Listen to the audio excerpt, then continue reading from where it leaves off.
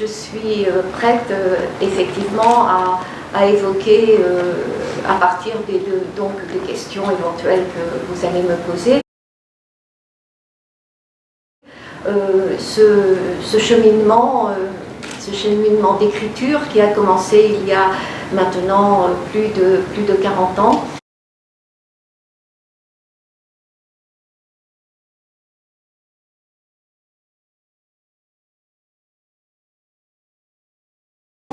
Et en fonction, dirais-je, de ce que vous êtes finalement, de cette génération à laquelle, parmi donc, les étudiants, vous appartenez, et qui a instauré cette forme de dialogue qui est toujours le contact avec une œuvre littéraire, parce qu'on lit à travers soi, et c'est pour partir hors de soi.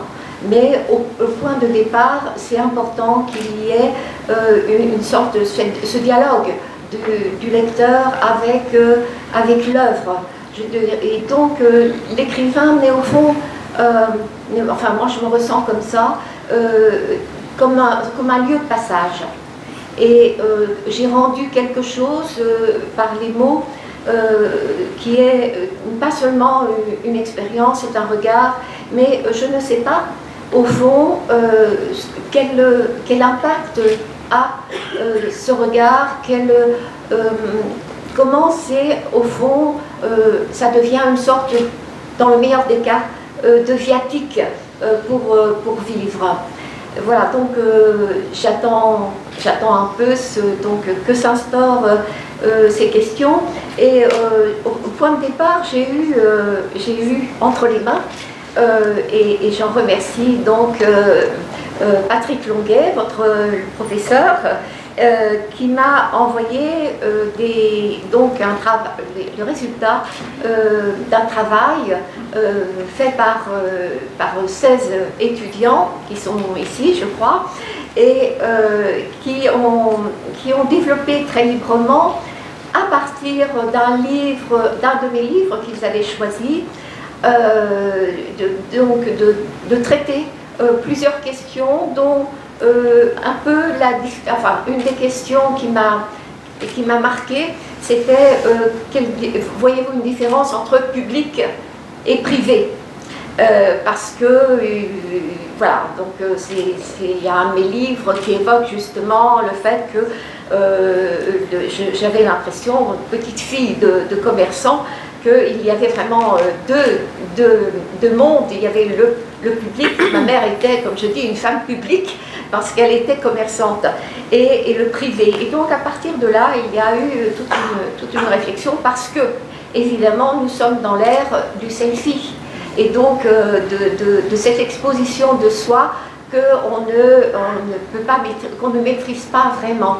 Et j'ai eu là-dessus des remarques qui me paraissaient tout à fait intéressantes sur ce qui est à la fois privé, enfin cette différence, et sur le selfie.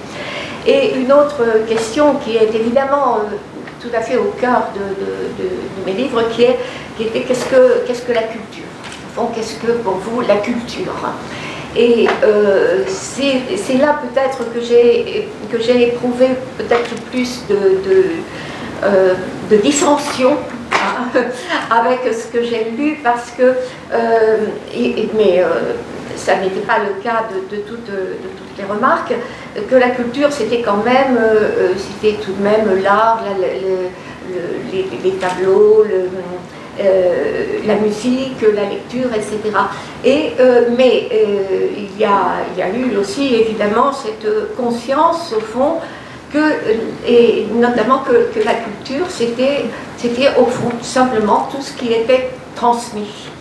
Tout ce qui est transmis, donc effectivement, mais on pourrait aussi développer ça, parce que sont transmis par exemple tout simplement des recettes culinaires de mère en fille, ou des tours de main, des façons de manger, des façons de parler, des mots. J'évoquais tout à l'heure, avant d'entrer dans cette salle, que je me souvenais de mots appris ici en Haute-Savoie, voilà, des expressions. Et bon, de dire par exemple être tout mouillé de chaud, voilà. Donc ce sont des mots que j'ai entendus qui étaient forcément transmis, et les élèves ne se rendaient pas compte les élèves que j'avais ne se rendaient pas compte qu'au fond ils transmettaient une culture. Voilà. Donc c'est tout cela, mais c'est un peu limité peut-être d'évoquer ce qui se transmet, parce que la culture c'est ce qui se crée aussi au jour le jour et tout le temps. C'est-à-dire, alors il y a une autre définition qui m'a beaucoup intéressée, qui était, eh bien, c'est simplement on l'a fait en vivant. Voilà, c'est ce qu'on vit. Et donc, en fait, on n'épuise pas cette notion de culture. Voilà, je vais un petit peu dans tous les sens, mais ce que je voudrais dire, c'est qu'en lisant donc tous ces textes, ce sont des véritables textes. Ça m'a permis d'être en contact. Maintenant, moi qui ne suis plus professeur, j'ai fait toute une carrière de prof, mais donc j'ai arrêté en 2000, et donc ça m'a permis une ouverture très grande sur la génération. Je crois qu'elle porte un nom, vous êtes peut-être de la génération Y ou les millennials, je ne sais plus trop, mais de toute façon, c'est vrai que dans mon livre Les années, je me moque assez de ces noms qu'on donne à des générations. Hein, et donc, mais j'ai pu voir vraiment comment voilà, la génération des 20-30 ans, disons, quelquefois un petit peu plus, eh bien, voyait notre époque. Par rapport, bien sûr, à ce qu'il y a dans mes livres. Mais c'était beaucoup plus général, et c'est ça qui était très, très important pour moi. Il y avait aussi cet autre aspect. C'est comment on peut dialoguer avec un livre. Et il y a, c'était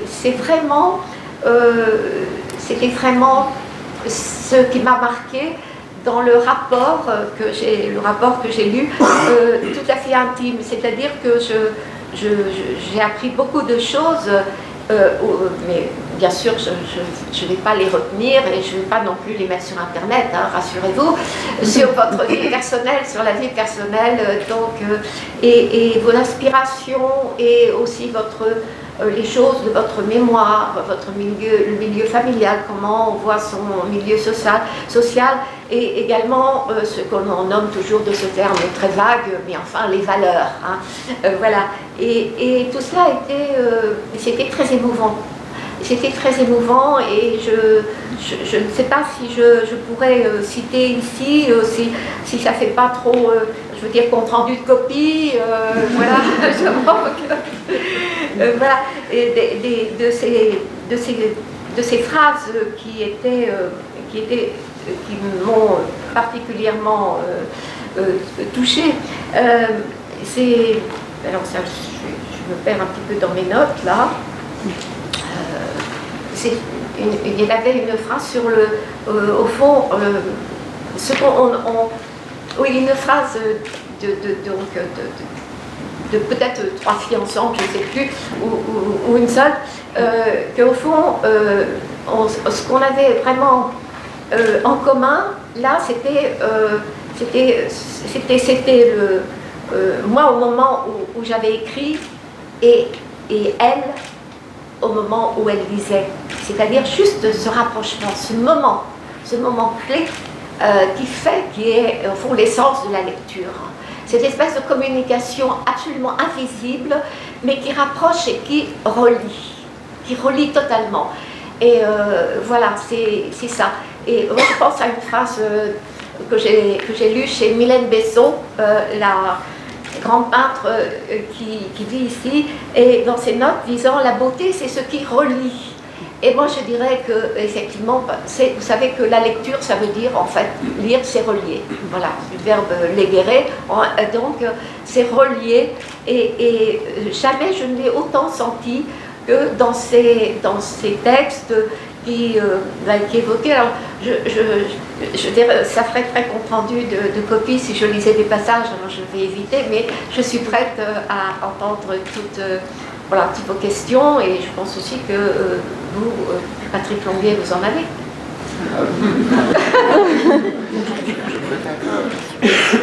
Je préfère que les étudiants assument. D'accord. Non, parce que je ne vais pas faire, j'allais dire, c'est pas le rôle d'un écrivain de faire une conférence. Qu'est-ce que ça veut dire, faire une conférence? Ça veut dire avoir un sujet, le traiter. Le traiter, etc. Et donc traiter de l'écriture alors en général, ou alors traiter tout cela, je veux dire, quelquefois je m'y suis conformée, mais c'était pas ma nature du tout. Voilà. Donc en fait, quand on écrit, on n'a pas, enfin pour moi, je n'ai pas de règles en disant que voilà, mon livre il va être fait comme ci, comme ça. C'est une direction qui peut évoluer dans un sens ou dans un autre à partir d'un moment. Alors, bien sûr, à partir d'un moment, j'ai une forme qui s'instaure, mais au début, je n'en ai pas. Et donc, c'est ce que je voulais en fait transmettre, c'est que à quel point écrire, c'est tout de même au départ ne pas savoir quelque part, et c'est de chercher. Que pour tous mes livres sont des recherches. Voilà. Alors, on y va.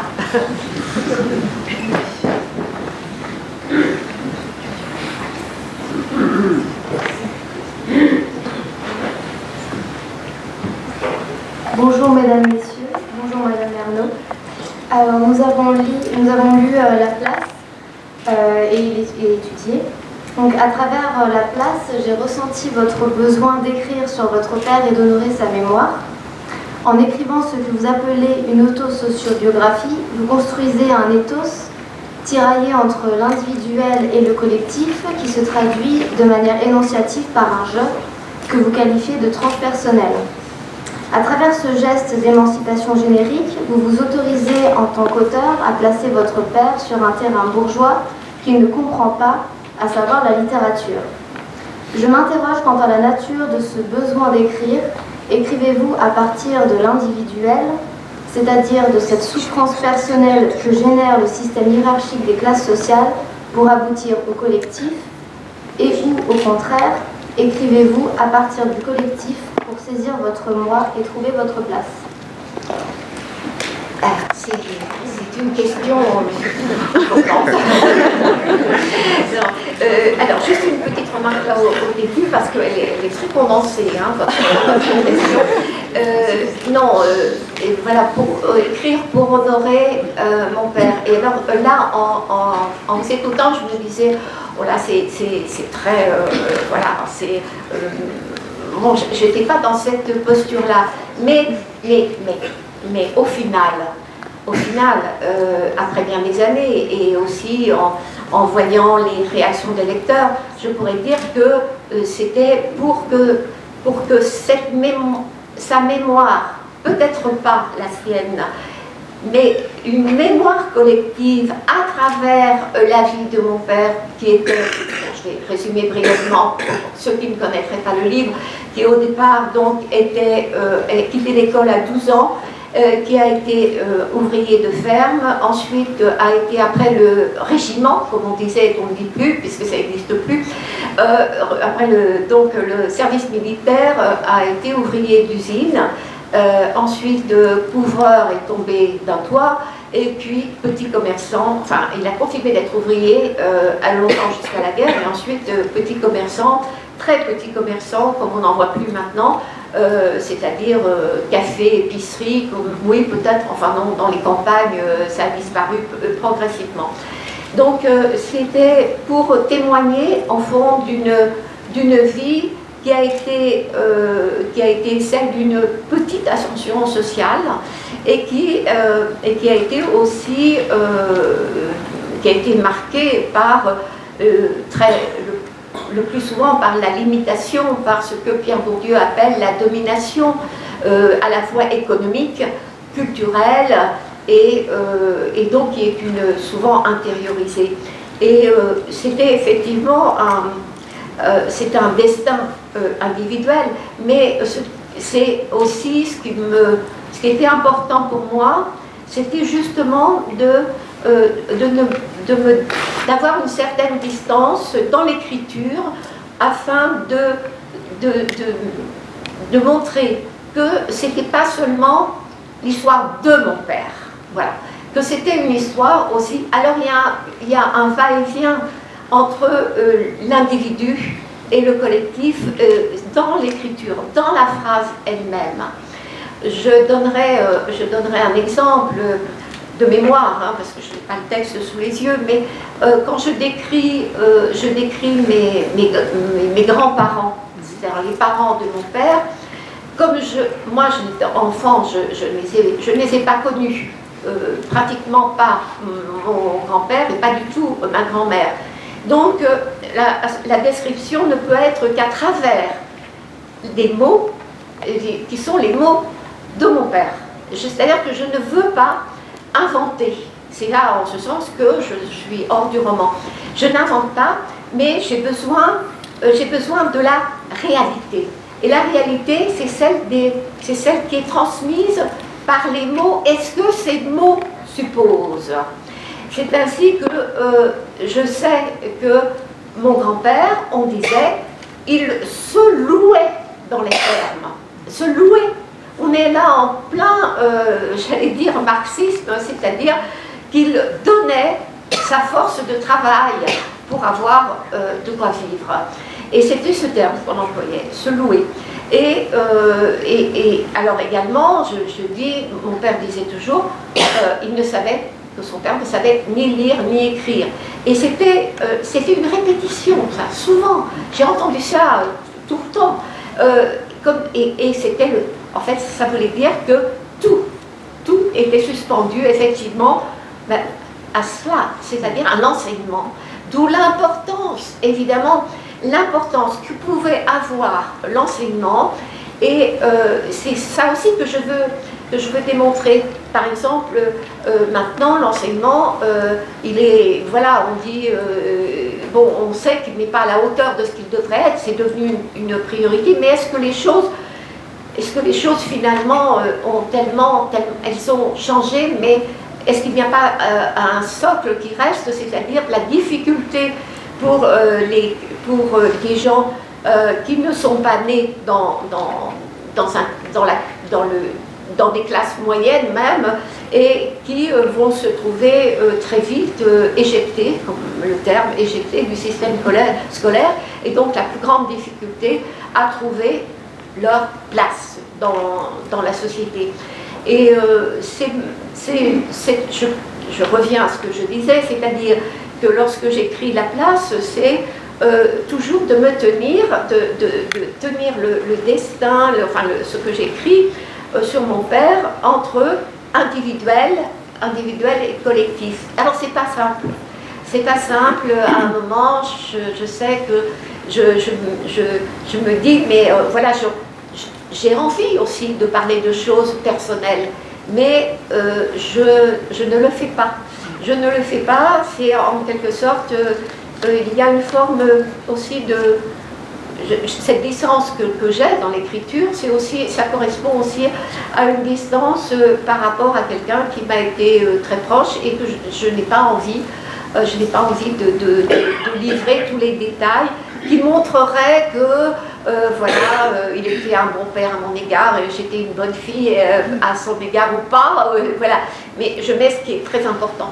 Ce qui est très important, c'est effectivement la distance qui est venue entre nous à l'adolescence, au moment où je fréquente ce que j'appelle la petite bourgeoisie d'Yvetot, ma ville d'enfance, et également les études, puisque lui, il ne peut pas me suivre.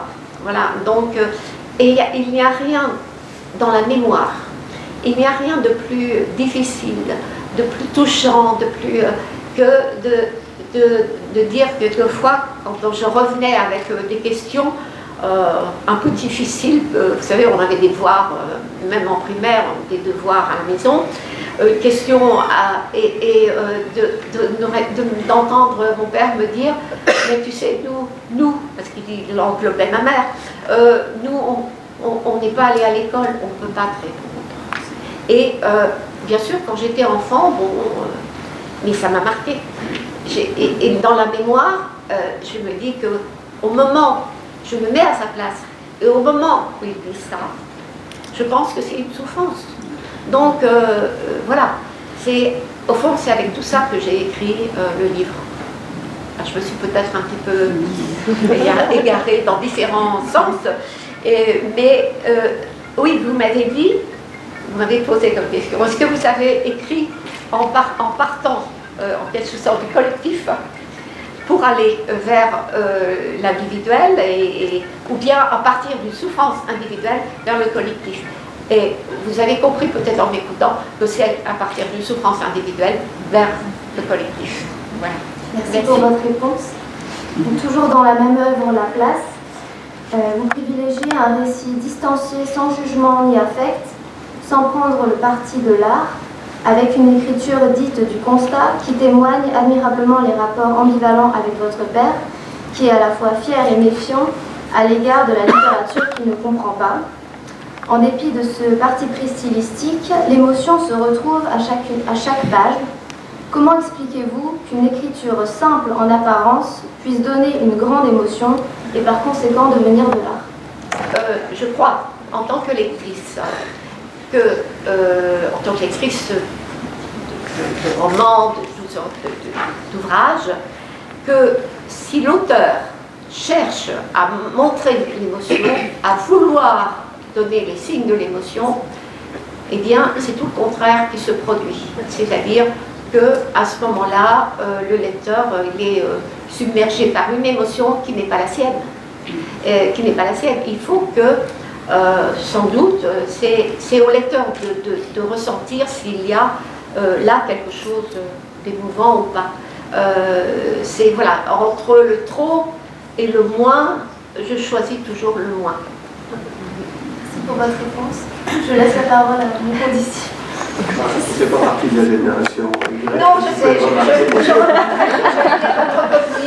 Bonjour Madame Verriot, bonjour Madame, bonjour Messieurs. Donc je vais vous poser une question un petit peu plus simple que celle de Victoria. Pour elle, ah mais ça c'est l'évolution des études littéraires. Disons ça comme ça. Oui, ma question est la suivante. En fait, dans La Place, on voit un travail d'émancipation parallèle, votre père et vous-même, les deux être sortis de votre milieu. Et on se posait la question, puisque à plusieurs reprises, non seulement dans La Place, mais aussi dans les Armandides, on sent que pour que l'émancipation propre de votre père soit complète, il faut que la vôtre existe. Et ça revient à plusieurs reprises. Et pourtant, à la fin du prologue de La Place, il y a une toute petite phrase à la fin, quand vous annoncez à vos parents que vous êtes titularisé, vos parents vous disent on est fiers pour toi et non pas fiers de toi. Enfin, de moi, parce que vous citez de moi. Oui. Et on se posait la question parce que ça nous semblait un peu contradictoire. Non, je pense que ça n'est pas contradictoire. J'ai relevé effectivement ça. J'allais vous me le rappeler, que ça m'a paru une très très bonne remarque de signaler ça. En fait, quand je l'ai écrit, c'est avec ma mémoire, et je me souviens donc de ces phrases, on est heureux pour toi. Et vous avez raison de dire qu'effectivement, il ne dit, c'est pas pour eux, quoi. Eh bien, oui, moi je le comprends parfaitement, c'est-à-dire qu'il considère que moi j'ai un avenir qui sera très différent du leur, parce que à cette époque à cette époque pour eux, dans les années 60, être professeur de lettres, c'est quelque chose d'immense. Il faut vraiment pour eux. Je sais que c'est quelque chose vraiment d'inespéré, enfin voilà, c'est ça. Et donc je suis dans un autre monde.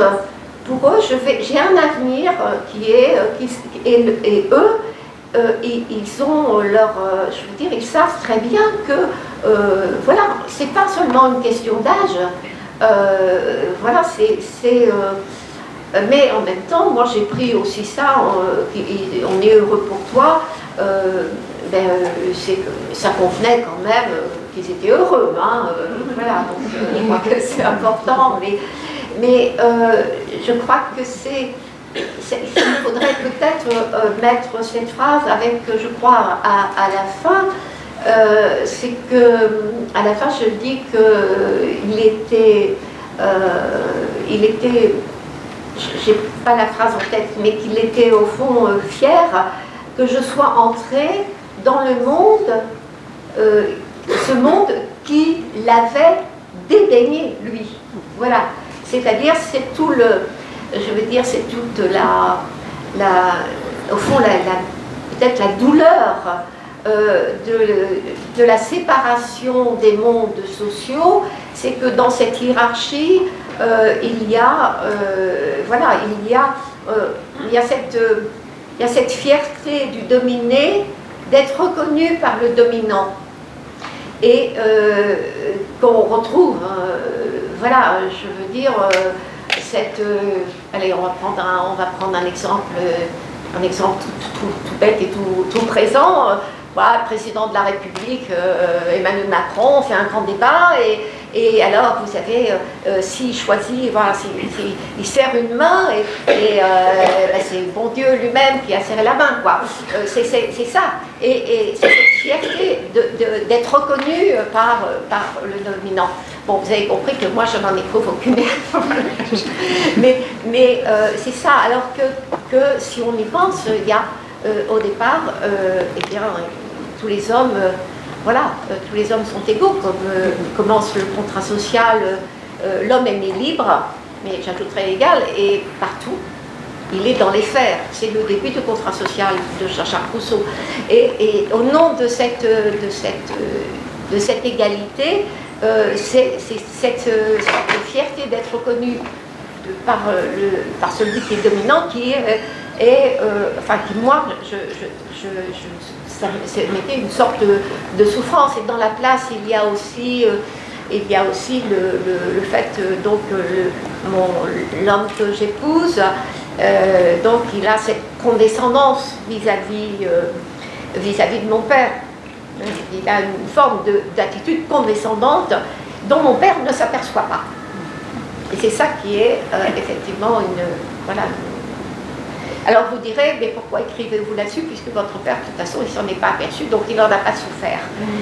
Ben, c'est aussi parce que écrire, pour moi, c'est une forme de lutte. Voilà, il faudrait dire, c'est comme ça.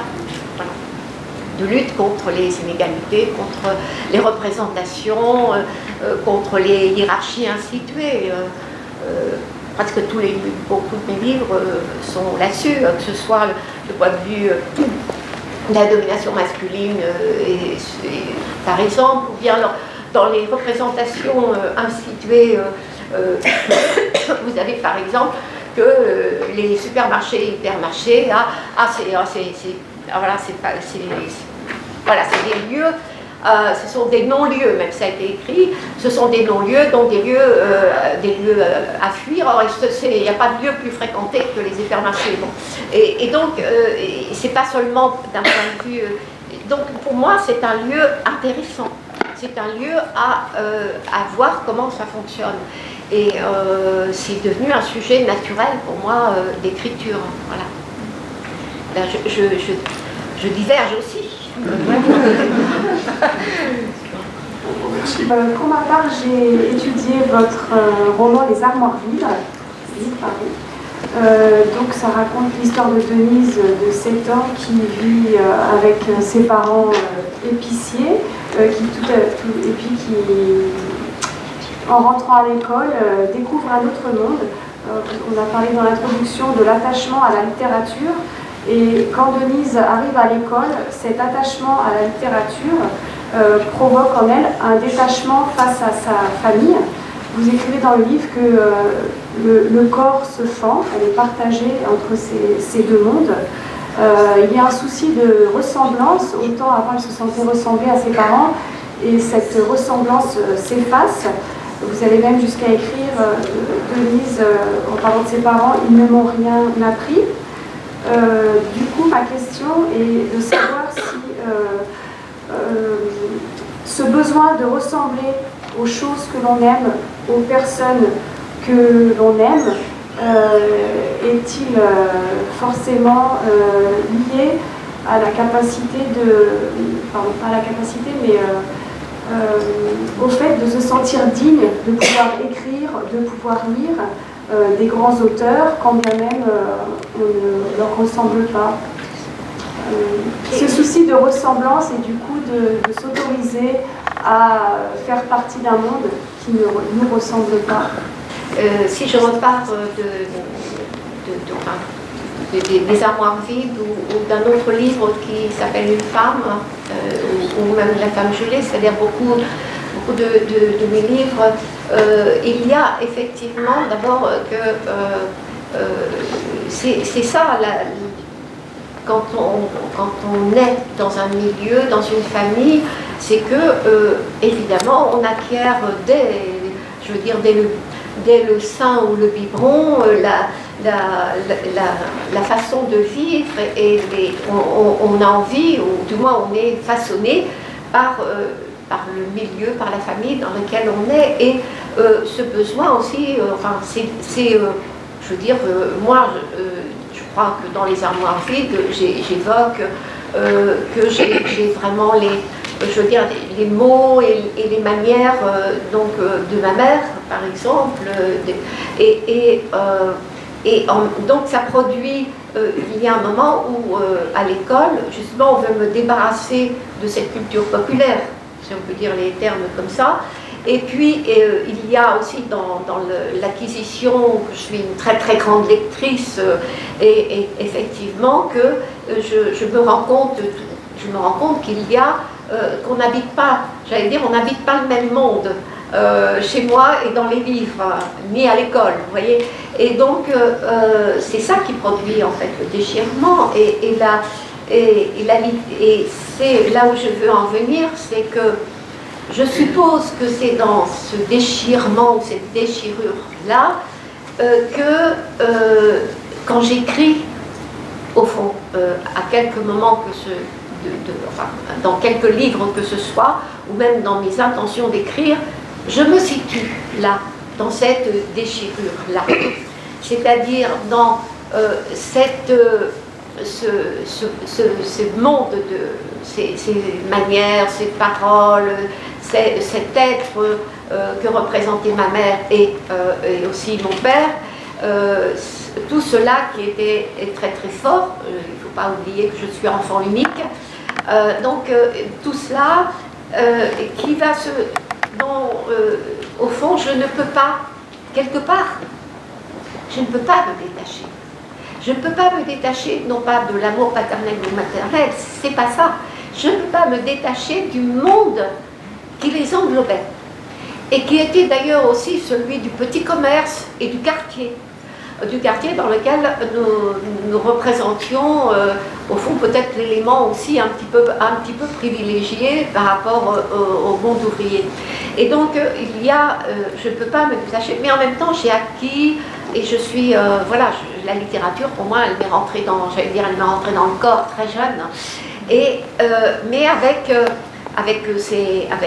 son langage, avec je ne vais pas citer tous les livres que j'ai lus, d'abord des livres qui étaient peut-être pas très bons, des livres féminins, etc.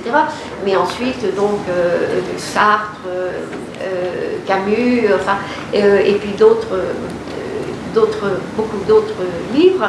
Et alors, disons qu'avec Sartre et Camus, là je suis dans autre chose, mais je pense plutôt à ce que je pouvais lire à 15 ans, donc, et donc j'ai oublié tous ces romans, parce que on fait une sélection, la mémoire fait une sélection et elle oublie ce qui n'est pas reconnu. On oublie les livres dont personne ne va plus parler ensuite ou pas. Voilà. Donc on élimine et maintenant, vous voyez, je cite Sartre, Camus, alors je n'ai pas lu que Sartre et Camus, voilà. Mais donc en quelque sorte, cette coupure entre le monde vraiment chaud,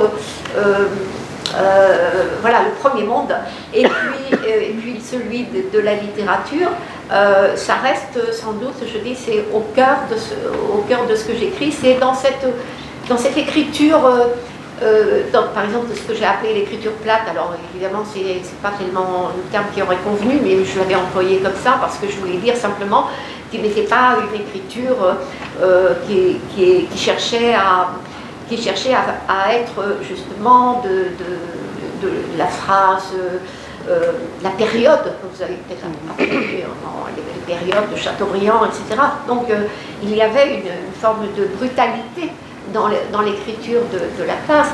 Et ça, donc dans cette écriture qui au fond, c'est me situer, c'est à la fois que le monde dont je suis issue soit présent dans la littérature sous une forme ou sous une autre. Et que ce soit dans les livres dits autobiographiques ou proches où j'emploie je, ou ceux qui ne le, comme les années qui là répudient en quelque sorte complètement le jeu. Mais c'est dans ce divorce, cette déchirure, enfin tous ces mots qui évoquent en fait une séparation, sans doute que se situe ce que j'écris. Ai-je répondu? Ça va? Merci. Dans les années, vous commencez votre livre par « Toutes les images disparaîtront ». Je voulais donc savoir si à travers les souvenirs que vous nous racontez, si vous aviez pour but de faire vivre et de sauvegarder vos souvenirs et les souvenirs de votre époque. Et de plus, si à travers ces souvenirs, vous voulez nous apprendre ou nous faire vivre quelque chose. Le prologue des années, où il y a effectivement des images qui sont à la fois personnelles, effectivement, et des images qui concernent le monde traversé.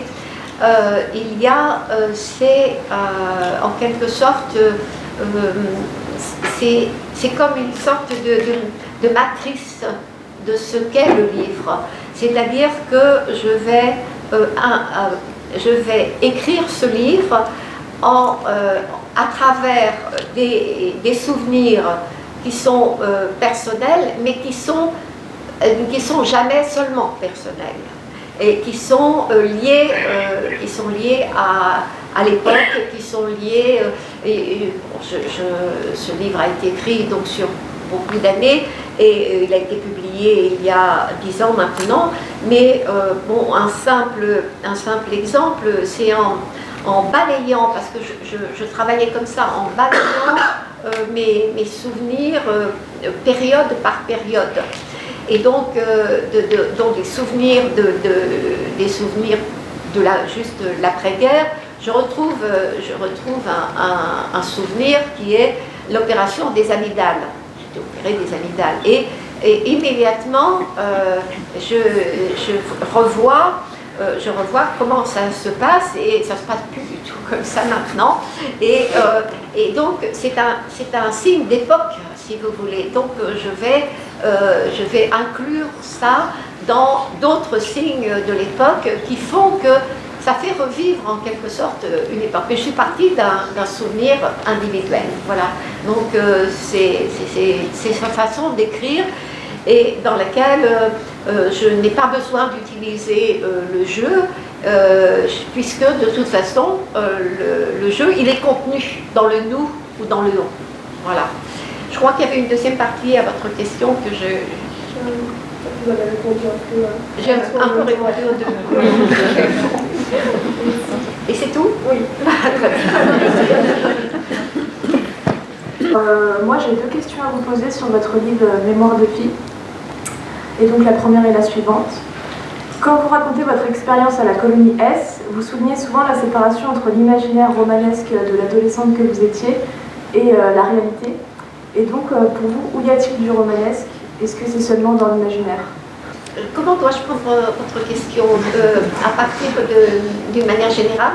C'est-à-dire, est-ce que vous pensez que le romanesque n'existe n'est pas dans la réalité? Voilà. Ah, voilà, c'est ça. Ou dans l'écriture. Ah, oh, dans l'écriture, ça c'est deux choses différentes. Donc, effectivement,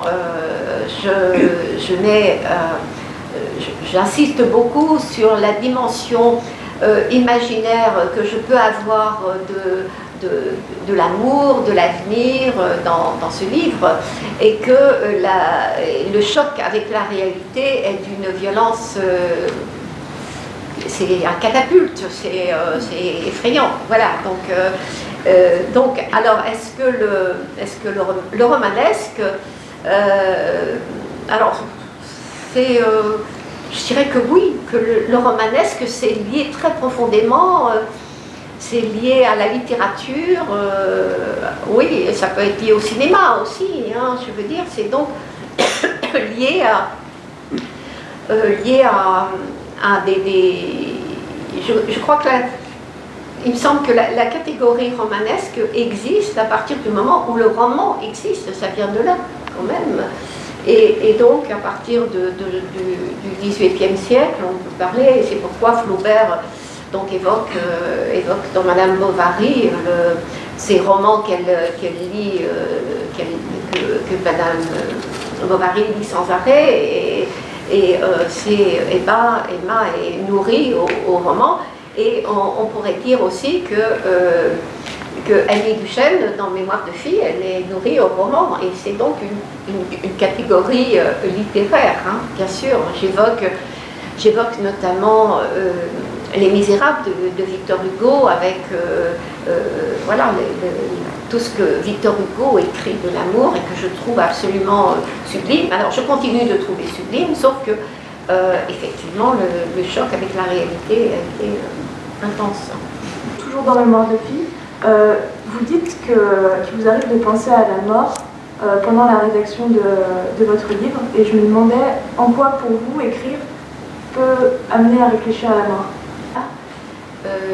Je crois que vous écrivez, il m'arrive de penser parfois... Ah oui, que je finirai pas, que j'écrirai pas ce livre. Voilà, c'est ça. Oui, que je mourrai avant d'avoir écrit ce livre.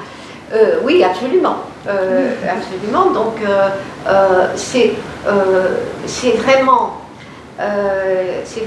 quand on écrit, c'est tout de même une grande question. De se dire, surtout quand on avance son âge, je veux dire, hein, voilà, est-ce que je finirai le livre que je suis en train d'écrire? Et ça peut paraître quelque chose de monstrueux, au lieu de se dire, ben voilà, est-ce que je verrai ma petite fille grandir, et mes petits-enfants, j'en ai plusieurs, et que c'est pas ces questions-là qui vous viennent, mais que c'est, est-ce que je vais finir mon livre? Oui, eh bien oui, c'est comme ça, voilà. Ce qui montre à quel point, je veux dire, on peut être investi complètement, voilà, par l'écriture, hein, mais j'ai pas envie d'en faire des tonnes là sur ce que représente le fait d'écrire, voilà. Disons que c'est ma vie, voilà. Merci beaucoup. Merci. Alors, moi j'ai lu La Honte, et du coup, pour présenter La Honte, vous écrivez: j'ai toujours eu envie d'écrire des livres dont il me soit ensuite impossible de parler, qui rendent le regard d'autrui insoutenable. Mais quelle honte pourrait m'apporter l'écriture d'un livre qui soit à la hauteur de ce que j'ai vécu dans ma 12e année? Du coup, je voulais vous demander si vous pensez regretter d'avoir vécu votre vie, la manière dont vous l'avez vécue pendant ces 12 années qui ont précédé du coup cet événement, sachant que du coup c'est tout ce que vous avez vécu qui vous aurait amené qui vous aurait amené vous et vos parents à vivre cet incident. Et donc, pensez-vous regretter d'avoir vécu cette vie de cette manière-là, sachant que ça vous a mené à cela, et sachant que ça vous a aussi permis d'écrire justement quelque chose dont vous avez honte? Je regrette rien. de ce que j'ai vécu. C'est-à-dire que tout ce que j'ai vécu aussi bien à 12 ans, là, même si avant je vivais dans un monde plus lisse, disons que je dis dans la honte que je suis entrée dans le temps. C'est-à-dire qu'avant, je ne suis pas capable de dater si c'est toujours approximatif, et qu'à partir de 12 ans et de ce geste de mon père et cette scène qui a été extrêmement violente, traumatisante, comme on ne disait pas à l'époque. Et donc ça, à ce moment-là, oui, donc quelque chose s'est passé. Mais ce que je veux dire, c'est que je ne regrette, enfin, je veux dire que je n'imagine pas une autre vie que celle que j'ai eue, avec tout ce qui est arrivé. C'est-à-dire, ça me paraît tout simplement, ça va même plus loin. Ça va jusqu'à me dire que, au fond, tout ce que j'ai vécu, je l'ai vécu pour l'écrire. Et c'est évidemment quelque chose qui peut paraître tout à fait paradoxal, c'est-à-dire avoir vécu des choses extrêmement dures et en fait, je me dis que je suis pas sûre que les gens heureux écrivent. Voilà. Enfin, je ne veux pas vous décourager. Mais je ne vous souhaite pas le malheur, je ne vous souhaite pas tout ça. Donc il y a différentes formes d'écriture, et on pourrait citer des écrivains heureux, enfin du moins dans ce qu'ils magnifient, etc. Est-ce que j'ai répondu? Oui. D'accord. Merci. Les années? Oui. Donc c'est sur ce récit autobiographique que j'ai souhaité travailler, en ayant une approche sur en fait le fait que vous parlez de votre génération et du coup d'essayer de faire dialoguer votre génération avec les autres. Donc j'ai eu l'occasion de l'étudier l'an dernier en Cannes, donc en classe prépa littéraire, pour l'ENS avec des auteurs romantiques. Oui. Voilà, donc on a été plutôt surpris puisque ça ne correspond pas à la génération romantique, puisqu'il y a un sacré décalage en termes de période. Et je me demandais, en fait, comment est-ce que vous faites pour essayer de représenter votre génération, puisque moi-même, je n'arrive pas à m'intégrer à la génération auquel j'appartiens, puisque j'ai grandi avec mes frères et sœurs qui sont tous plus âgés, donc ma génération n'est pas celle des gens de mon âge, mais ce que j'écoute et la culture que j'ai de ma génération est celle de personnes plus âgées que moi. J'ai un décalage de 10 ans en fait quand je parle avec des personnes autour de moi. Et donc comment appartenir à une génération, comment se la représenter? Est-ce que c'est l'âge? Est-ce que c'est le milieu culturel? Est-ce que c'est la classe? Qu'est-ce qui nous fait appartenir à une génération? En fait, ce qui nous fait appartenir à une génération, je pense qu'il y a à la fois les événements qui appartiennent à l'histoire déjà, et puis vous avez les chansons, vous avez les acteurs, vous avez tout ce qui est le contexte socio-culturel, et il y a aussi votre propre à l'intérieur, votre propre milieu. Il est certain que dans les années, au départ, on sent bien que ce qui est décrit, c'est un milieu quand même assez populaire, plus populaire. Je pense que la bourgeoisie ne se reconnaît pas dans les 30 premières pages, si vous voulez. Et ensuite, quand même, il y a, si on fait un travail sociologique, purement sociologique sur les années, on voit bien qu'à partir donc des années 60, c'est plutôt à travers la classe moyenne que je décris, avec la course, je veux dire, à tous ces produits nouveaux, le bain moussant, toutes les nourritures plus ou moins exotiques qui arrivent, etc. Donc c'est à travers effectivement le milieu. Alors moi je vais quand même là reprendre ce que vous dites moi je ne pourrais pas, etc. Mais vous savez, moi à votre âge, j'aurais jamais pu écrire les années. Hein. Pourquoi bien parce que j'étais en plein dans ma génération, comme vous l'êtes. Et donc, vous ne pouvez même pas la décrire, hein, vous n'avez pas de recul du tout. Alors, moi, j'ai pu le faire parce que j'ai commencé, en fait, le désir du livre, il m'est venu quand j'avais 45 ans, et donc, à ce moment-là, j'avais le sentiment, parce que j'avais un sentiment de ne plus vivre dans le même monde que celui dans lequel j'avais grandi. C'est ça. Et il y a, alors peut-être suis-je comme les gens qui ont mon âge et un petit peu moins, sont à une frontière très très importante. Ils ont vécu des changements immenses, des changements vraiment immenses, les femmes en particulier. Et donc, il est certain que les générations, dont la vôtre, alors on ne sait pas l'avenir, le fossé sera peut-être aussi immense. C'est-à-dire, si vous vous mettez à écrire dans 20 ans, peut-être que le fossé sera également très important entre celui de votre enfance, et alors vous percevrez mieux votre enfance. Parce que là, pour le moment, à mon avis, on a... Voilà. On peut écrire sur son enfance, mais pas de la même façon que l'on écrit quand on a 40 ans. Donc, je crois que c'est tout à fait normal ce que vous dites, c'est-à-dire que vous ne pouvez pas écrire maintenant, si tant est que vous en ayez le désir, mais plus tard, vous aurez un autre regard. Et avec quoi ce qui fait une génération, bien pour moi, oui, je vous l'ai dit, c'est les modes de vie qui changent énormément et qui atteignent plus ou moins tout le monde aussi. Hein, c'est ça. Et les événements aussi, mais les événements dans les années ne sont pas prioritaires. Ils sont les événements, comme par exemple la guerre d'Algérie, qui ne s'appelait pas guerre d'Algérie, qu'on appelait donc les événements. Ensuite, vous avez donc 68, jusqu'aux événements, donc le 11 septembre, etc. Je ne les décris pas en eux-mêmes, comme le ferait un historien.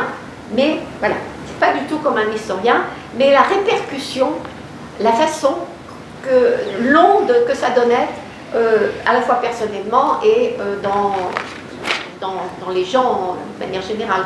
Si on prend par exemple le 11 septembre, il y a eu quelque chose qui a été tout à fait frappant, c'est où est-ce que j'étais quand les tours sont tombées, hein, voilà, et qu'est-ce que je faisais, où j'étais, etc. C'était récurrent. Et donc, voilà, donc c'est ça qui me paraissait intéressant. Et puis alors, effectivement aussi, les réactions qu'il y a eu dans les journaux, voilà. Donc, c'est en fait, c'est toujours l'événement médiatisé par la mémoire personnelle ou collective. Vous voyez. Et alors, bon, tout est passé comme ça, au crible, en quelque sorte, de la mémoire. Voilà comment j'ai saisi, parce qu'il n'y a pas que, c'est ça, il n'y a pas que, les années, c'est pas une seule génération quand même. Ben oui, voilà, disons que c'est pas la vôtre, voilà, puisqu'elle s'arrête en 2007, bon, c'est un peu normal, voilà. Et j'avais aussi une autre question qui portait sur justement le concours de l'école normale supérieure, qui avoir été associé donc, au romantisme avec Jean-Jacques Rousseau, Lamartine et Victor Hugo. Victor Hugo, c'est ça, c'était les auteurs. C'était ça, c'était les 4 auteurs, avec vous bien sûr. Avec moi, oui. Voilà, ça faisait 4. Bon, c'est le seul auteur vivant. Comment est-ce que vous avez vécu cette association? Pourquoi, puisque l'association se faisait à la génération des romantiques et à ce mouvement. Oh, je pense qu'il n'y avait pas de rapport. Hein. Je pense que c'était pas de. Je pense que c'était pas la génération. Enfin, je ne sais pas du tout comment ces auteurs-là ont été traités dans le cadre du concours d'école normale supérieure. Mais non, moi j'ai été frappée par une chose. C'était voilà, une chose qui est quand même importante, c'est que les auteurs femmes sont la plupart du temps oubliés dans la littérature, hein, et également, même actuellement, je veux dire, les écrivaines sont beaucoup moins présentes dans le champ médiatique, d'une manière générale. Et écoutez, il y a généralement une distinction qui se fait, qui est tout sauf amusante. C'est que quand c'est un homme qui écrit, c'est un écrivain, et quand c'est une femme, c'est une romancière. Et vous sentez la nuance. Hein, voilà, donc, ce qui m'irrite particulièrement en général, parce que justement, j'écris pas de roman. Voilà, donc mais bon, mais voilà, donc j'ai été très sensible à ça, d'être une femme. Et puis, bah oui, aussi un auteur vivant, quoique je ne sache pas si dans les années précédentes, il y a eu aussi des auteurs vivants, et je ne m'intéressais pas à ça. Alors, mais moi j'étais, voilà, j'ai été très, j'ai reçu des lettres d'étudiants comme vous, qui avaient préparé le concours et qui avaient étudié les années, et j'ai vu combien ça avait été important que ce livre soit les professeurs ont été formidables, j'ai l'impression qu'ils ont vraiment fait un travail énorme pour faire comprendre ce qui n'était pas forcément évident. C'est un livre vers lequel les jeunes ne vont pas spontanément. C'est quand même un livre qui vous a un peu déstabilisé, je suppose, au départ. Oui, et puis avec le nombre de références que vous mettez Oui. Internet était un peu nécessaire. Heureusement, maintenant qu'il y a Internet, justement. Bon, Internet qui intervient dans les années à un moment, alors voilà, et qui maintenant n'a cessé effectivement de se grandir, se grandir. Bien. Alors j'ai lu plusieurs de vos livres, et je vais vous poser une question qui est un peu plus globale, vu qu'on parle pas mal de vos livres depuis tout à l'heure, plus sur votre écriture. Est-ce que ça a été compliqué pour vous de réussir à séparer, on va dire que vous partez par exemple dans La Place ou Une femme, d'événements marquants, et de réussir à les rendre globales pour que tout le monde soit touché justement, comme vous tentiez de l'expliquer tout à l'heure? C'est un travail. C'est un travail. Cela dit, ça n'est pas difficile, parce que c'est sans doute une structure mentale chez moi de ne pas envisager ce qui arrive et les individus uniquement de façon personnelle, mais aussi à travers un prisme qui est un prisme social, voilà, donc culturel et social. Donc une forme peut-être un peu spontanée de dissociation, de distanciation. Donc ça n'est pas compliqué pour moi. C'est ma façon de voir, ma façon d'être, oui. Voilà. Donc, Du coup, en fait, dans vos livres, vous avez retranscrit une façon de penser que vous aviez déjà un peu avant, c'est ça? Ou vraiment ce travail-là s'est fait quand vous avez décidé d'écrire? Non, il y a les deux. C'est-à-dire qu'il y a, c'est en écrivant aussi que je creuse toujours davantage. Voilà, c'est sûr. L'écriture transforme mon regard. C'est-à-dire en écrivant, je trouve je pense autrement que j'aurais fait si je parlais, par exemple. Il est certain que en parlant, je peux effectivement aussi, mais je parle de parler par exemple dans un discours amical avec des gens. En fait, c'est pas la même chose que d'écrire. Ce que je trouve en écrivant, je n'aurais pas pu le trouver autrement. C'est un peu ça. Et je pense que ça, c'est le geste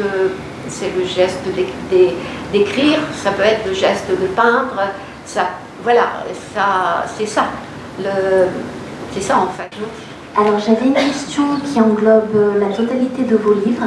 Comme vous abordez des thèmes assez intimes de votre vie privée et que vous les partagez avec le public, j'aurais aimé savoir si vous aviez peut-être des regrets par rapport à la manière dont vous aviez abordé ces thèmes ou certains des thèmes que vous avez abordés, notamment par rapport à votre famille, par rapport à votre entourage et surtout par rapport à l'avortement dont vous parlez dans Les Armoires vides et que vous reprenez dans l'événement.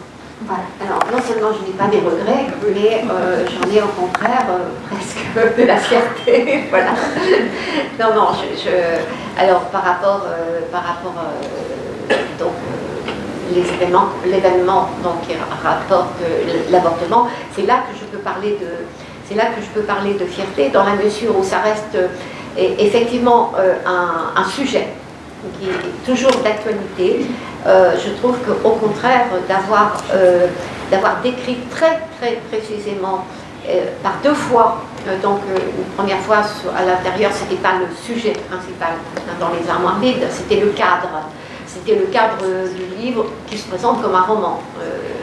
Au début, effectivement, le premier livre, c'est un roman, Les Armoires vides. Donc, c'est le cadre, mais dans l'événement, je suis revenue justement parce que ça n'avait été que le cadre dans mon premier livre, qu'en 2000, plus de 25 ans après, à 25 ans après le premier livre, et donc plus de 30 ans après l'événement, j'ai eu envie de le faire en étant au plus près de ce qu'a été la réalité du temps. Et c'est-à-dire que les autres vous traversent, le temps vous traverse, vous rencontrez d'autres gens, il y a une interaction, et s'il n'y a pas cette interaction, si on reste figé, je veux dire, c'est dommageable en quelque sorte. Voilà. Donc c'est à cause de ça, de dire, c'est au fond, le moi, ça Proust l'a dit sous toutes les façons et bien avant moi, le moi de la littérature n'est pas le moi de la vie. Voilà. Donc j'avais une question qui est inspirée par trois choses différentes que j'ai pu ressentir en lien avec vos livres. D'abord, quelque chose que vous dites dans Passion simple. Donc j'ai lu trois de vos livres les années et j'ai fait partie d'ailleurs de celles qui m'ont étudié en classe préparatoire. Passion simple donc et une femme. Et donc c'est quelque chose qui se retrouve beaucoup dans tous vos livres, le fait que vous vous demandez si vous arrivez finalement à créer ce lien justement entre auteur et lecteur, ce moment de passage où il y a peut-être quelque chose de commun. Et donc cette sensation que j'ai ressentie en lisant une phrase dans Passion simple, où justement vous posiez la question nettement, est-ce que j'espère en fait que mon livre apportera quelque chose au lecteur et que d'une certaine manière il pourra vivre ensuite sa vie en ayant une sorte d'ajout grâce à mon livre.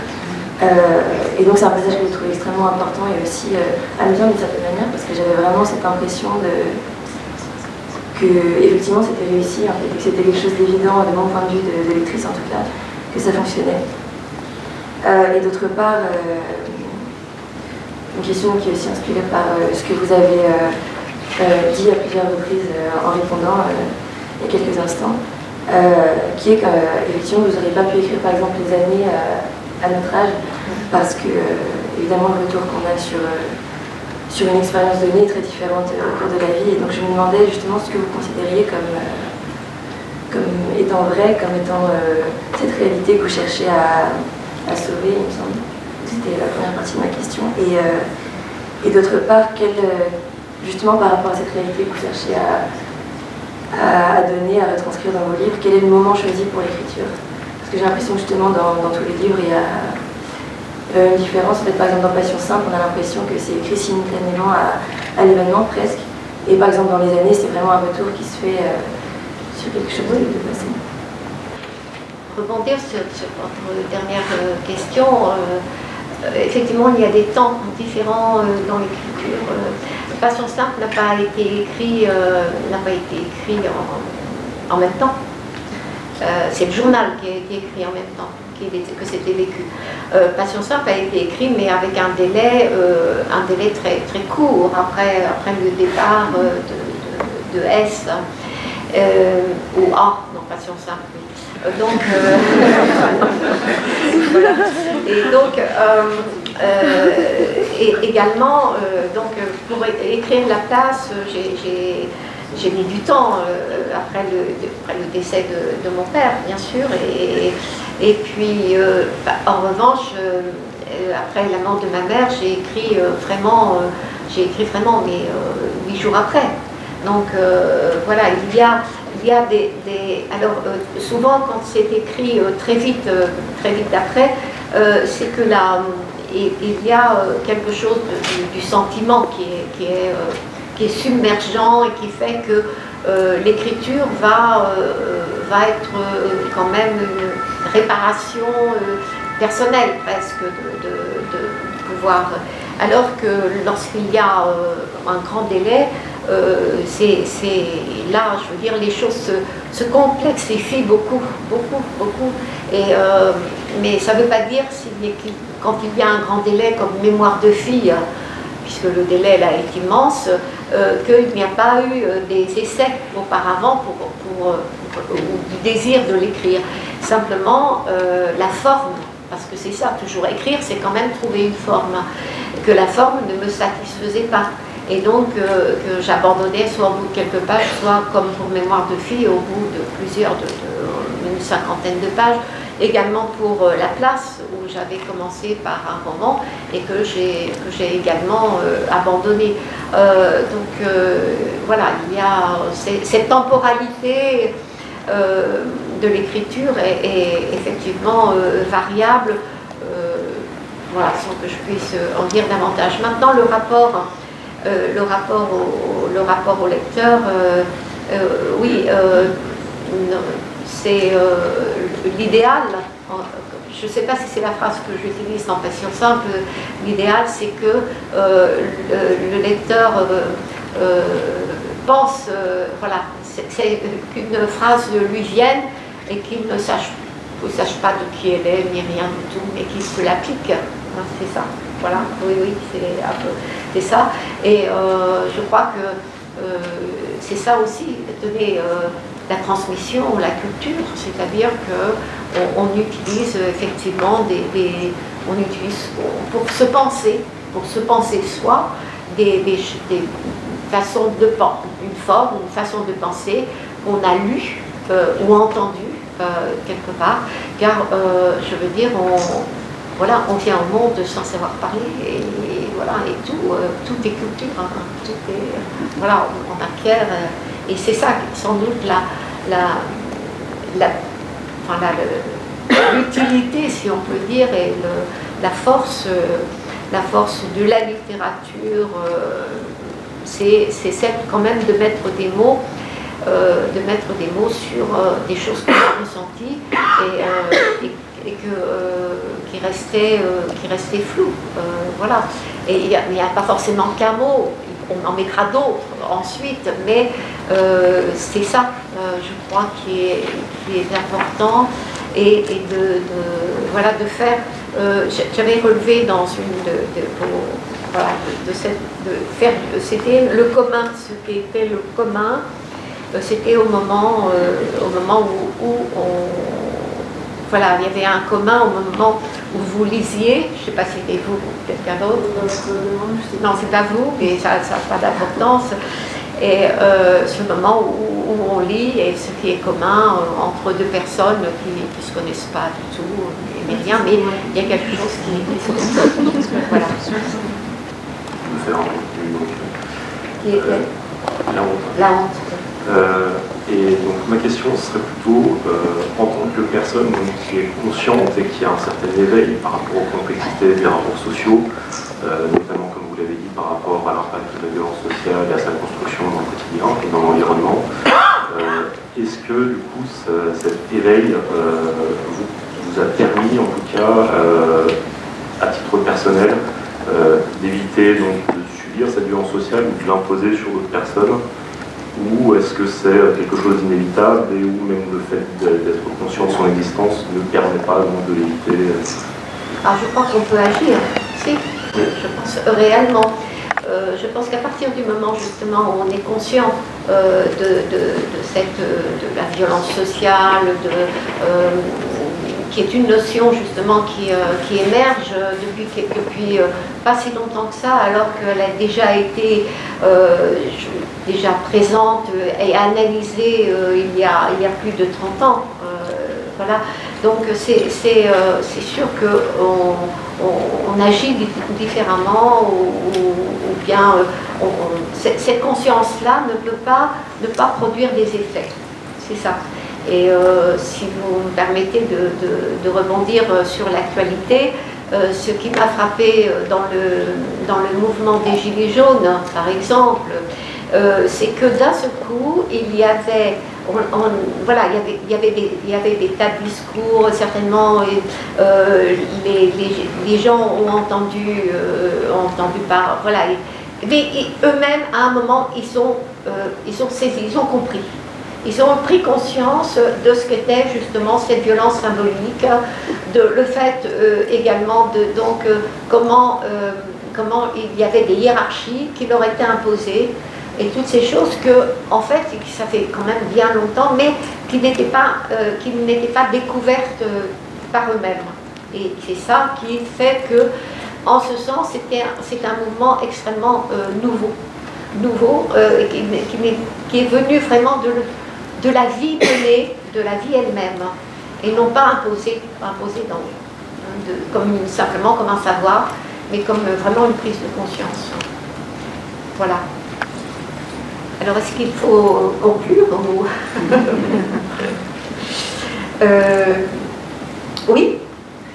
Moi, j'avais juste une question, c'était de savoir à quel moment vous sentiez que vous aviez trouvé la bonne forme. Je n'ai jamais trouvé la bonne forme. Je trouve une forme. Alors, je n'ai jamais trouvé la bonne forme, sauf que je trouve la bonne forme, à un moment, je trouve la seule forme, voilà, qui fonctionne. Et je ne la trouve pas forcément tout de suite. J'ai beaucoup galéré pour les années, pour Mémoire de fille, pour celui que j'écris actuellement, voilà, donc pour la place, voilà, il y a des formes, ces formes qui sont à trouver, qui sont à inventer, me demandent beaucoup d'essais, erreurs, pendant des mois, sinon des années. Voilà. Alors bien sûr, il y a des textes un peu je vais dire, différents, plus faciles à, je veux dire, parce que la forme est...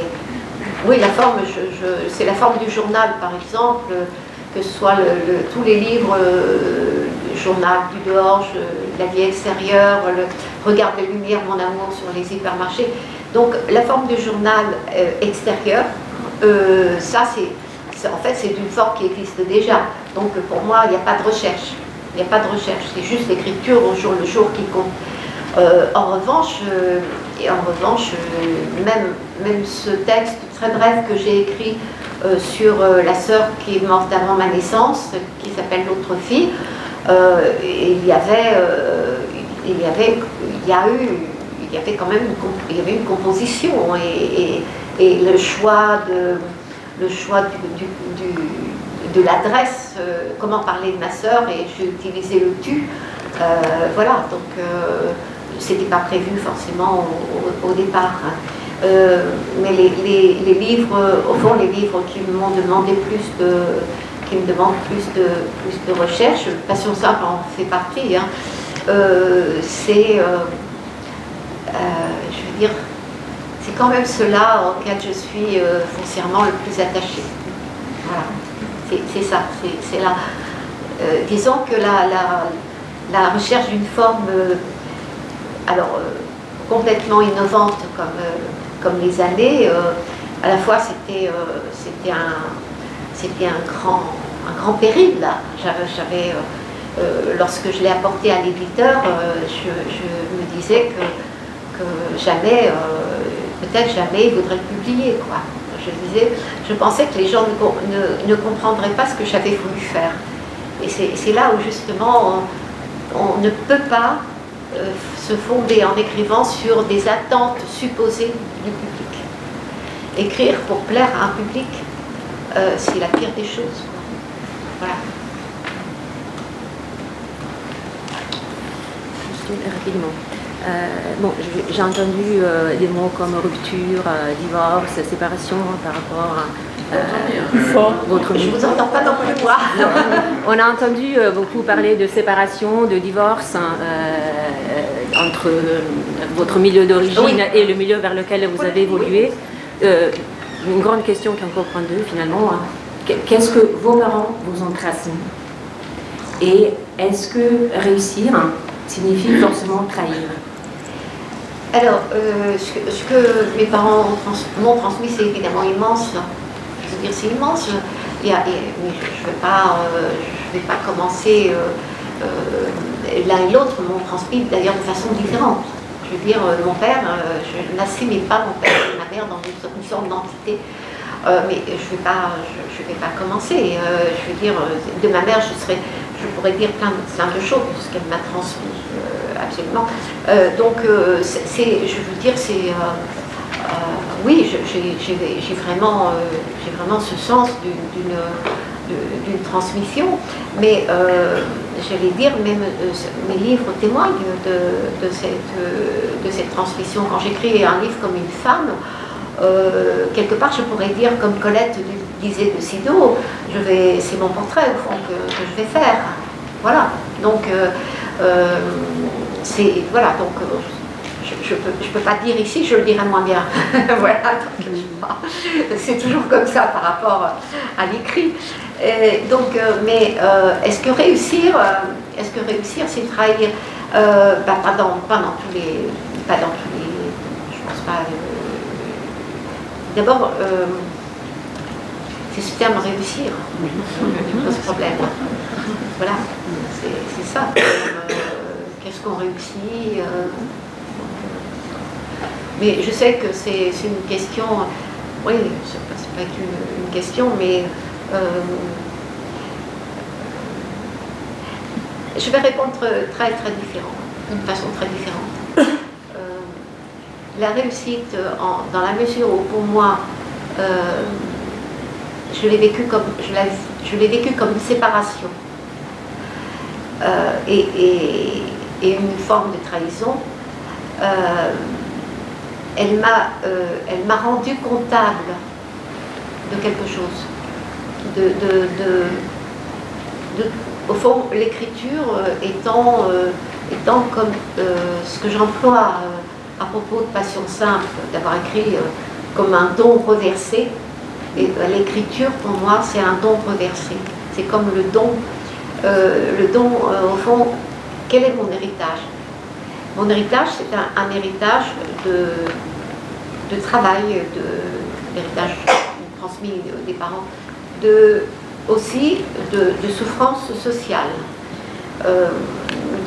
d'humiliation. Et donc, l'écriture sera justement alors c'est quoi? Renverser, voilà, de renverser les choses. C'est ça. Et c'est pour ça que donc, je ne peux pas m'enfermer dans la formule réussir, c'est vrai, oui. D'aller autrement, poser autrement le problème. Quel rapport vous entretenez avec la fiction, vous qui n'en avez pas écrit à ma connaissance? Alors, quel rapport avec la fiction? Alors, en tant que lectrice ou en tant qu'écrivaine? En tant qu'écrivaine? En tant qu'écrivaine, alors je l'ai abandonnée. Je l'ai abandonnée parce que, alors, les armoires vides font encore partie de la fiction. Mon deuxième livre, Ce qu'ils disent ou rien, également, parce que c'est encore plus patent dans le deuxième, parce que je n'ai pas 15 ans et que l'héroïne a 15 ans, etc. Donc, en fait, je l'ai abandonné d'abord en écrivant La femme gelée. C'est dans mon parcours de femme, et donc j'ai changé des noms, mais c'est très très proche effectivement de l'autobiographie. Et puis ensuite, avec La place, c'est la place qui a été le détonateur, vraiment qui a été, que je pouvais, voilà, que j'avais abandonné. J'ai abandonné là et je n'ai jamais reprise parce que je me suis aperçue vraiment de quelque chose de fabuleux. C'est qu'à partir du moment où on n'écrit plus de fiction, il y a des, je veux dire, et quelque part, il y a un champ immense de liberté. C'est autant que c'est bizarre hein, de se dire, mais enfin la réalité, ça vous assujettit, c'est le réel, voilà, les contraintes. Eh bien, pas du tout. Je veux dire, le réel n'a pas de forme déjà, hein, et donc, alors il y a la réalité, il y a des choses qu'on a vécues, etc. Mais ensuite, pour le dire, mais il y a plein de formes différentes. Quoi. Voilà. Donc, c'est un champ, le champ de la non-fiction, est très important, et d'ailleurs il gagne actuellement sur pas mal dans la littérature contemporaine. Hein. Oui. Est-ce que vous avez un public essentiellement féminin? Non, pas du tout. Pas du tout. J'ai un public féminin, ça c'est certain. Non.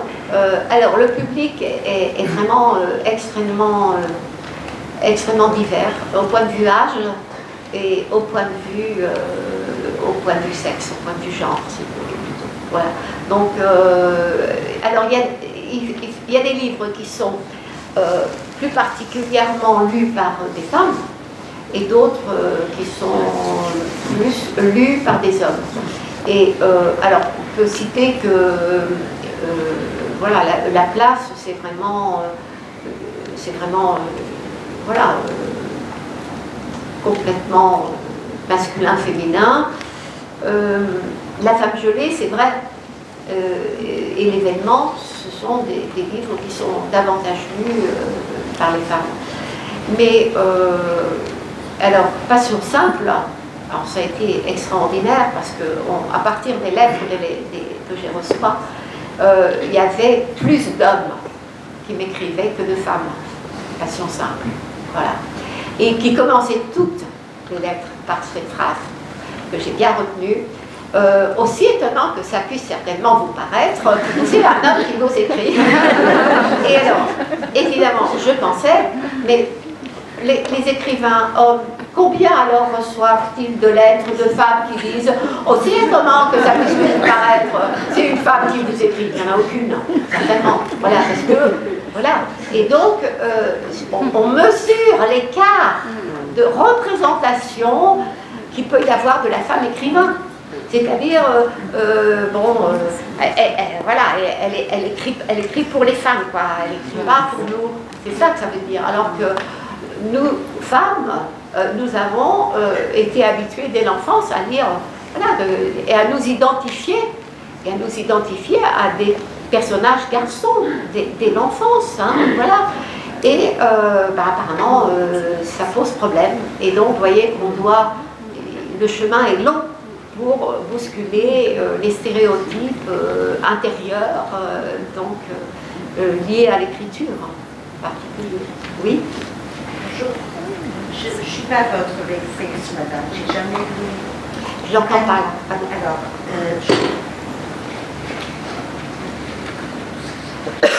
bonjour. Je ne suis pas votre lectrice. J'ai jamais lu un seul livre de vous.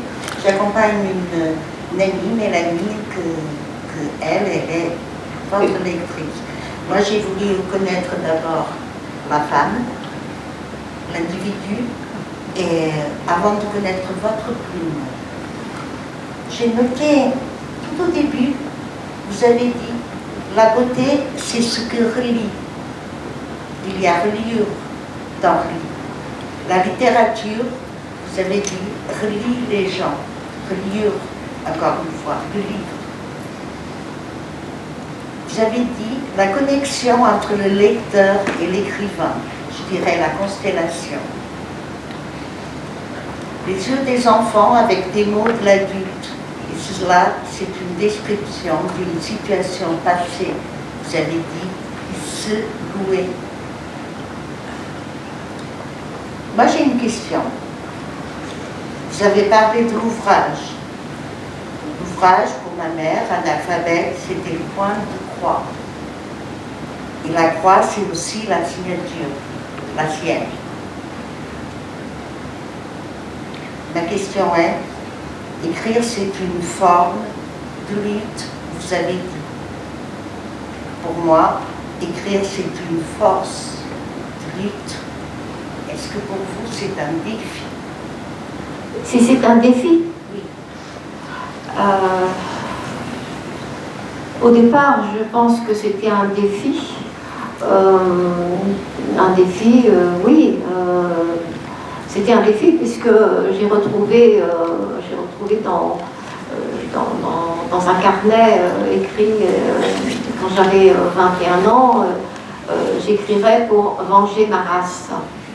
Donc il y avait quelque chose de très violent là, il y avait des défis là-dedans. Voilà. Donc oui, c'est... mais maintenant, c'est un défi par rapport au temps pour moi maintenant. Voilà, c'est ça. C'est pas un défi, c'est pas. Et je n'en tire aucun orgueil, aucune de ces choses-là.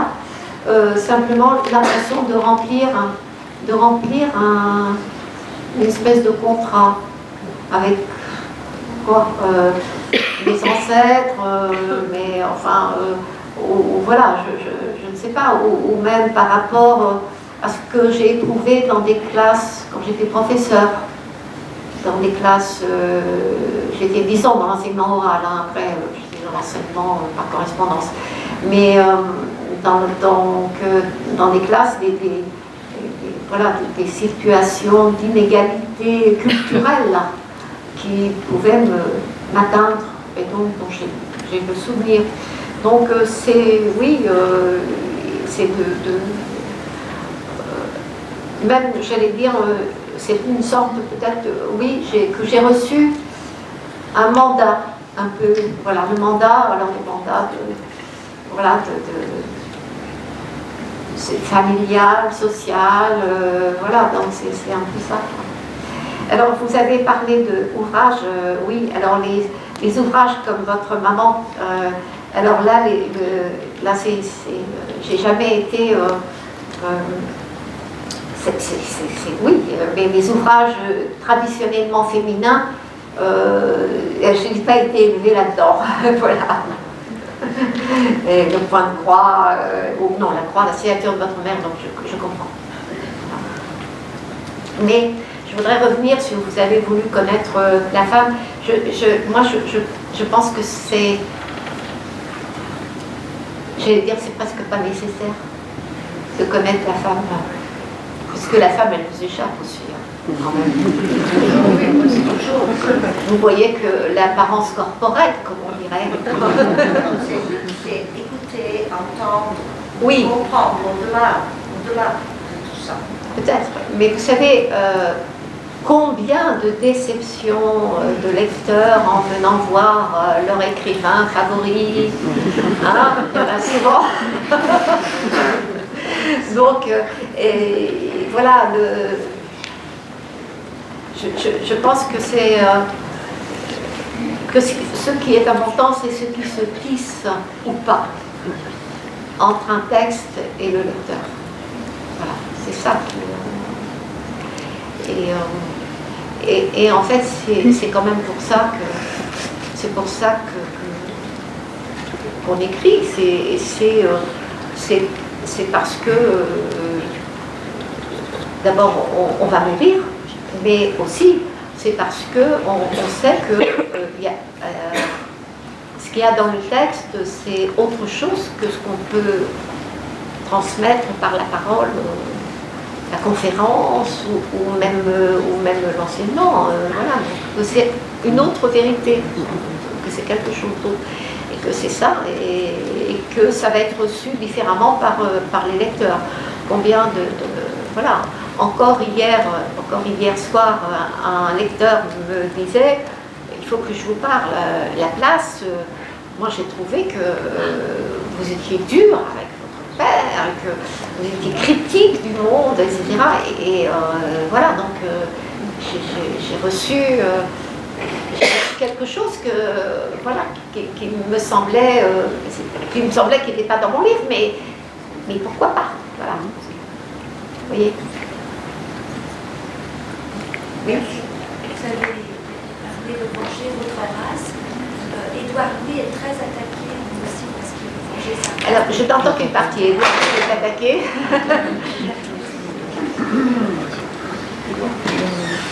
Vous avez parlé de venger votre race quand vous avez commencé à écrire. Édouard Louis est très attaqué aussi parce que d'une certaine façon, autrement que vous, il venge sa race. Qu'est-ce que ça vous inspire?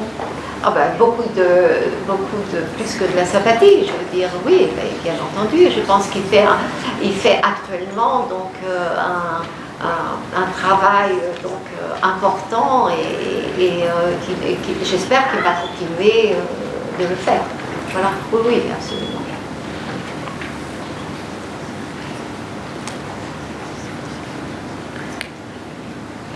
Madame Arnaud, vous avez une vie très riche, très intéressante.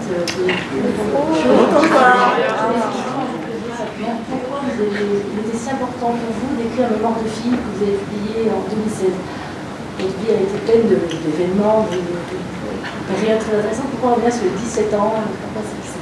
Alors, pourquoi c'était important d'écrire, de revenir sur cet événement si vieux eh bien parce qu'il a été déterminant dans ma vie.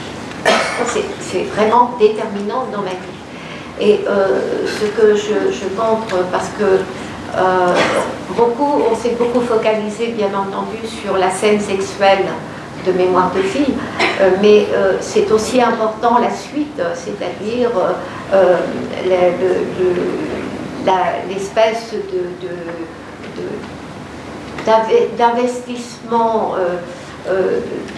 d'investissement par l'image d'un homme et également ensuite la découverte de Simone de Beauvoir qui va changer absolument ma perception des rapports des hommes et des femmes, et puis aussi de parler de la boulimie, de quelque chose qui a occupé vraiment ma vie, et puis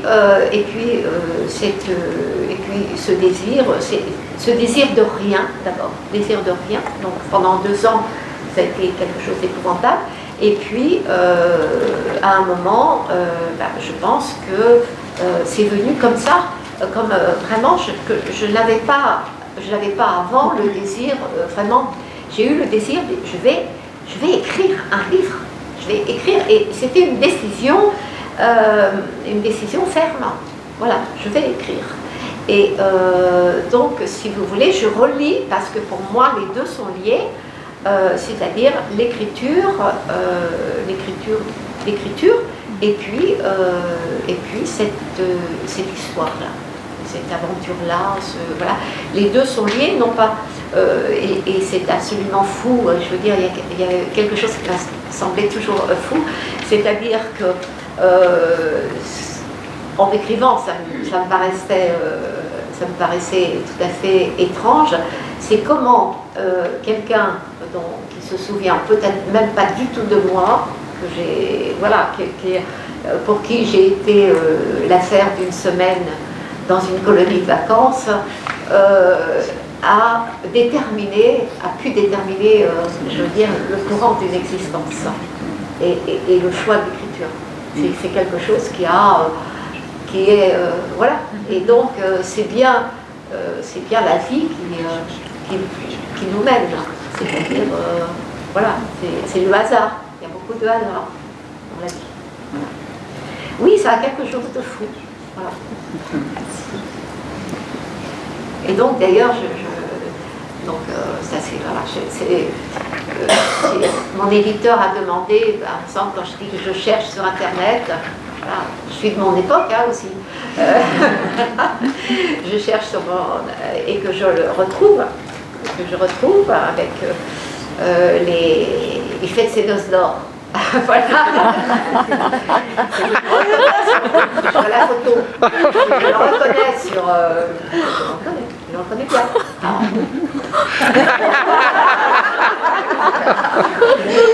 C'est un moment, d'abord, c'est un moment incroyable que seul le fait d'être en 2015, je crois, là, dire voilà, c'est comme ça, et qu'il soit, voilà, et de se dire, de regarder et de se dire, il n'imagine pas.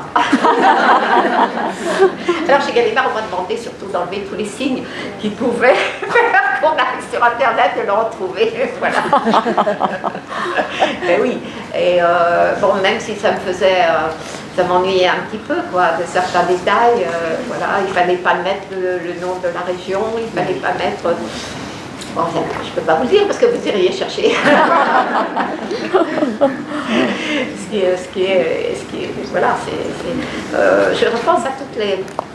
parce qu'on n'en a pas parlé ici, mais dans tous ces textes que j'ai lus, lorsqu'on a parlé de public, la question c'était public-privé, hein, et puis aussi la culture, et vous avez évoqué effectivement Internet, les selfies, etc., ce qui appartient vraiment à cette époque. Et bien oui, mais même si je ne suis pas de votre génération, tant s'en faut, c'est l'importance aussi que ces nouvelles technologies ont dans mon existence quotidienne. C'est énorme, c'est énorme. Oui, alors, un exemple là dans ce livre Mémoire de fille, très direct, voilà. Et que si j'avais écrit il y a 30 ans, je n'aurais pas, voilà, j'aurais même pas su s'il était mort ou vivant, voilà. Donc c'est vraiment, et ça nous touche tous, c'est-à-dire que nous sommes tous, nous formons quand même un monde commun, et que, alors, il y a une génération, alors on appelle génération, c'est celle qui arrive, qui généralement vont à 20 ans, quoi, à 20 ans une époque. Mais on est tous dans un même temps. Et le présent est composé, et le présent est le même pour tout le monde, de toute façon. Mais évidemment, on le vit de toute façon extrêmement différente. Vous voyez que c'est en fait beaucoup, ce qui est quand même une des matières aussi de ce que j'écris, c'est le temps. C'est le temps et la mémoire. Absolument. Et de plus en plus, écrire pour moi, c'est sauver quelque chose. Comme dit à la fin du temps, on ne se rend plus jamais. On les aime. Voilà. Alors, sauver, on sauve plein de choses. Hein.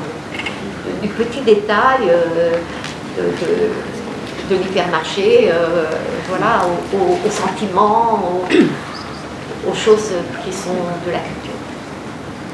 Voilà. Merci.